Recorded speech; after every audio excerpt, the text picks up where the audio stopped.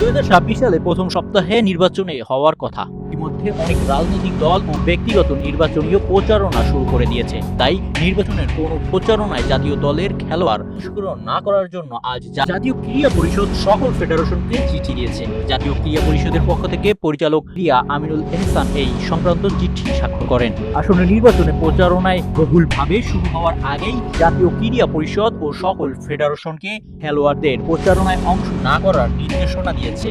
জাতীয় ক্রীড়া পরিষদ চিঠিতে উল্লেখ করেছে, বাংলাদেশের জাতীয় দলে খেলোয়াড়গণ দেশের সম্পদ এবং সকল নাগরিকের নিকট একাত্মার প্রতীক।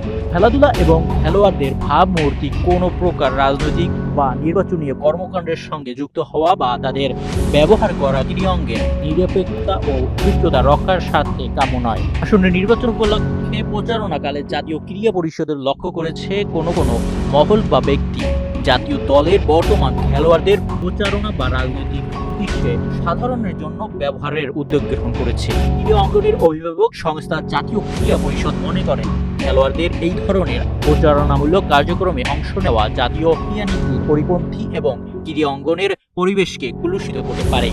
সামাজিক যোগাযোগ মাধ্যমে এক ভিডিওতে দেখা গেছে হামজা জামাল সামিত্রা ফেনী সোনাগাছির জন্য শুভেচ্ছা বার্তা দিয়েছেন। সেখানে কারোর জন্য ভোট বা প্রচারণা ছিল না সরাসরি, কিন্তু ওই ভিডিওতে এক পর্যায়ে তিন আসনের প্রার্থী আব্দুল আউয়াল মিন্টু নির্বাচনের ভোটের জন্য ছবি ও রাজনৈতিক দলের প্রতীকে দেখা গিয়েছিল। বিগত নির্বাচনের সময় বিসিবির নাজমুল হক পাপনের নির্বাচনী প্রচারণার জন্য অনেক ক্রিকেটারই গিয়েছিলেন তার সংসদীয় এলাকায়। সাকিব আল হাসানের নির্বাচনী প্রচারণায় ক্রিকেটারদের দেখা গিয়েছিল।